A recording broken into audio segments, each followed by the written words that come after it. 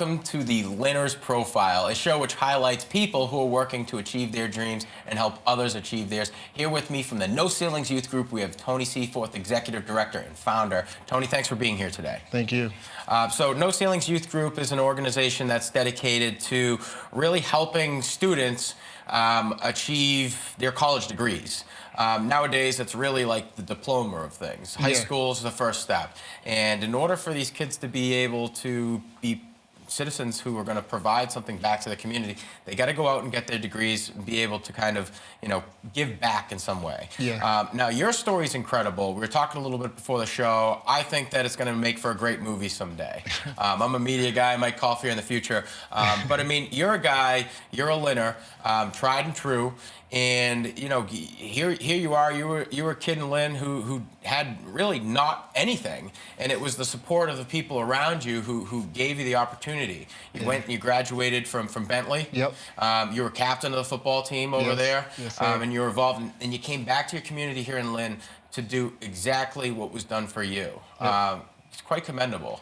I want to talk about No Ceilings Youth Group. For those at home, you can find some more information at noceilingsyg.com. You can also send them some information at noceilingsyg@gmail.com.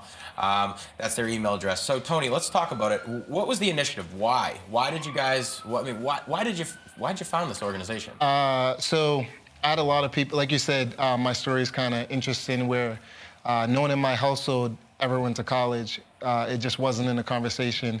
And I've always been a superior athlete, not to toot my horn, but I've always been good in sports. So when I got to high school, I realized that, if you don't do your schoolwork, you can't play. So for 2 years, I was ineligible. And I had a lot of people in my corner that helped me get eligible, but also mentored me through the process, through the years, and showed me that college is an opportunity that I could have. And just my mother, she didn't go to college. My father didn't go to college. My older sister and brother didn't go to college. So having that support from outside the household and people saying motivational stuff to me, it allowed me to realize that, college is a real opportunity. It's just I don't have to stop at a high school diploma. So that's kind of what motivated me to come back and do it. I always liked working with kids. I've always been a peer leader. I've been captains of majority of the teams I was on. So I love helping people. And we're better to help than your hometown. I think my reputation, when it's all said and done, I would love for it not to be Tony Seaforth, the athlete, but Tony Seaforth, the person who helped out his community and bettered his community. That's I would love that on my tombstone, opposed to he scored 1,000 points in basketball or 20 touchdowns in a season. Right. So that's always just been me, to help people out. So 20 touchdowns in a season, that's pretty cool. I played line my whole life. Never got one opportunity. So you should keep that. That should definitely go on your tombstone. Take it from a lineman. I always remember, I remember freshman year I came into classical, and I was terrified because, it's like all these kids, all you hear is the clanking of the weights.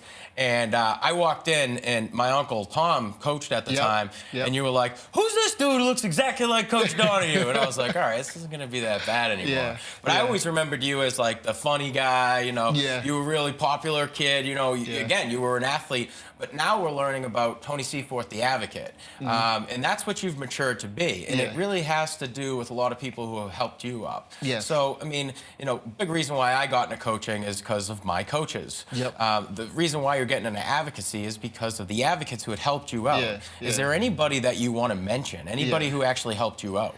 There was a lot of people. Went for the after-school program, and a lot of people know that James Kebrew, who passed away recently, he was a teacher at Classical, but he was also a coach at Classical, and he was also one of the people who ran the after-school program where all the athletes went, from 6 to 9 to play basketball, whatever. We went to our first Celtics games and Red Sox games through there for free.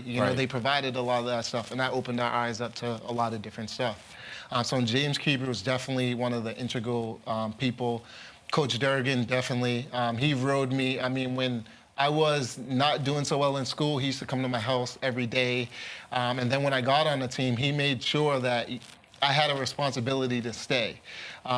Coach Tom Grassa, same thing. He was always on me to do better. You have an opportunity, you have the skill set, keep going forward. He also showed me these are the classes you need to take if you want to go to college. Right. You can't cut corners. A lot of kids are cutting corners where they take the easy class, and that doesn't qualify you for a school like Bentley.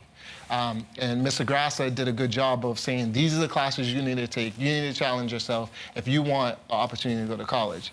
And even Marco Sechavarria, he was also a big instrumental part in my life as well, where he was a younger coach and he kind of could relate to a lot of stuff that I was going to. So there was a lot of people. I'm sure Mr. Turner. I'm probably missing a lot of people. Teachers, a ton of teachers. Miss White, Miss Driscoll, Mr. Constantino, my guidance counselor, Mr. Mahoney. So all these people, it was like a little community who seen the potential in me, and they were trying to get it out of me.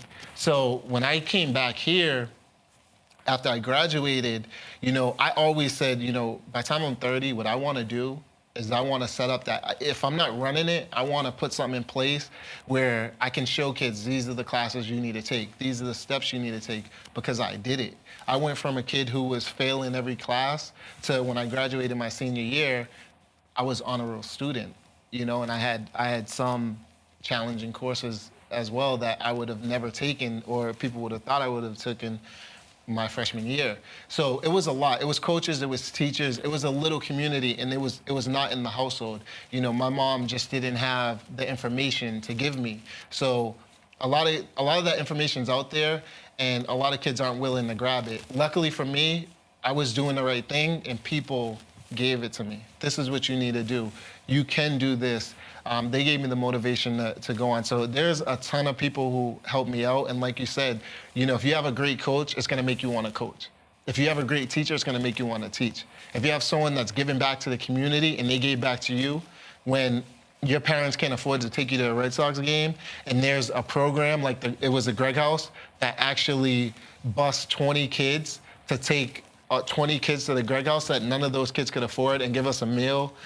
That's an experience that we'll always remember, I mean, this is probably like 15 years ago, and I still remember it vividly that we had the opportunity to go to Celtics games and Red Sox games that we would never have. A lot of kids would have never had that, or probably never went ever again, right. So I just felt like people looking out for me, it was my responsibility to come back, and I don't want to sound corny and say pay it forward, but it was my responsibility to come back and give back to the next generation. So maybe I sparked that one kid who sits in this seat later on 10, right. 20 years with you and say, Tony helped me, and now it's my turn to give back. Because I just think there's a lot of potential, and we just need some people, adult figures and role models to show the kids the way how to do it. There's nothing corny about paying it forward. I mean, it's a responsibility that we all have to assume. Yeah. And I mean, here we are, we're talking about a community raising one kid, and it's like, now you're that one kid working to raise a community of children. Yeah. So it's like, you're gonna need help. I mean, I'm sure there are people who are reaching out to you and trying to dedicate their time. Mm-hmm. Times have definitely changed. Being a kid back when we were kids, I mean, the kids today face separate struggles. And like you talk, it's gotta come from the home. And if it's not a matter of like, obviously the people who were there, they loved you. It was just they didn't have the resources available to get you there. Yes. And now what you're doing is trying to make that more available to the people here in Lynn. Yes.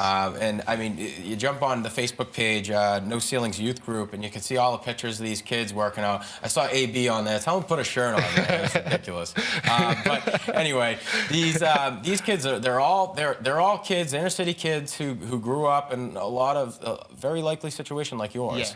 And you're trying to give back. So, Tony, I want to say I commend you on what you're doing. It's an outstanding achievement, and I commend you on going forward.